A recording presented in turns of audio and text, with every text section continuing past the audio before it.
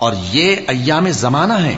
کہ ہم ان کو لوگوں میں بدلتے رہتے ہیں، اور اس سے یہ بھی مقصود تھا کہ اللہ ایمان والوں کو جدا کر دے اور تم میں سے بعض کو شہید بنائے، اور اللہ بے انصافوں کو پسند نہیں کرتا۔ اور یہ بھی مقصود تھا کہ اللہ ایمان والوں کو پاک صاف بنا دے اور کافروں کو نابود کر دے۔ کیا تم یہ سمجھتے ہو کہ بے آزمائش بہشت میں جا داخل ہوگے؟ حالانکہ ابھی اللہ نے تم میں سے جہاد کرنے والوں کو تو اچھی طرح معلوم کیا ہی نہیں، اور یہ بھی مقصود ہے کہ وہ ثابت قدم رہنے والوں کو معلوم کرے، اور تم موت شہادت کے آنے سے پہلے اس کی تمنا کیا کرتے تھے، سو تم نے اس کو آنکھوں سے دیکھ لیا۔ اور محمد صلی اللہ علیہ وآلہ وسلم ایک پیغمبر ہی تو ہیں، ان سے پہلے بھی بہت سے پیغمبر ہو گزرے ہیں۔ بھلا اگر یہ مر جائیں یا مارے جائیں تو تم الٹے پاؤں پھر جاؤ گے؟ اور جو الٹے پاؤں پھر جائے گا تو اللہ کا کچھ نقصان نہیں کر سکے گا، اور اللہ شکر گزاروں کو بڑا ثواب دے گا۔ اور کسی شخص میں طاقت نہیں کہ اللہ کے حکم کے بغیر مر جائے، اس نے موت کا وقت مقرر کر کے لکھ رکھا ہے، اور جو شخص دنیا میں اپنے اعمال کا بدلہ چاہے اس کو ہم یہیں بدلہ دے دیں گے، اور جو آخرت میں طالب ثواب ہو اس کو وہاں اجر عطا کریں گے، اور ہم شکر گزاروں کو عنقریب بہت اچھا صلہ دیں گے۔ اور بہت سے نبی ہوئے ہیں جن کے ساتھ ہو کر اکثر اہل اللہ دشمنوں سے لڑے ہیں، تو جو مصیبتیں ان پر اللہ کی راہ میں واقع ہوئیں ان کے سبب انہوں نے نہ تو ہمت ہاری اور نہ بزدلی کی، نہ کافروں سے دبے، اور اللہ استقلال رکھنے والوں کو دوست رکھتا ہے۔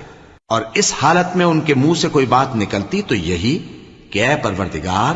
ہمارے گناہ اور زیادتیاں جو ہم اپنے کاموں میں کرتے رہے ہیں معاف فرما، اور ہم کو ثابت قدم رکھ اور کافروں پر فتح عنایت کر۔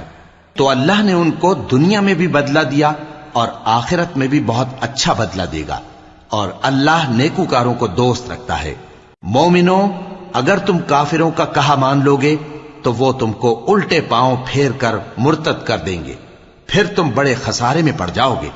یہ تمہارے مددگار نہیں ہیں بلکہ اللہ تمہارا مددگار ہے، اور وہ سب سے بہتر مددگار ہے۔ ہم عنقریب کافروں کے دلوں میں رعب بٹھا دیں گے، کیونکہ یہ اللہ کے ساتھ شرک کرتے ہیں جس کی اس نے کوئی بھی دلیل نازل نہیں کی، اور ان کا ٹھکانہ دوزخ ہے، وہ ظالموں کا بہت برا ٹھکانہ ہے۔ اور اللہ نے تم سے اپنا وعدہ سچا کر دیا، یعنی اس وقت جب کہ تم کافروں کو اس کے حکم سے قتل کر رہے تھے، یہاں تک کہ جو تم چاہتے تھے اللہ نے تم کو دکھا دیا، اس کے بعد تم نے ہمت ہار دی اور پیغمبر کے حکم کی تعمیل میں جھگڑا کرنے لگے، اور تم نے اس کی نافرمانی کی۔ بعض تو تم میں سے دنیا کے طلبگار تھے اور بعض آخرت کے طالب۔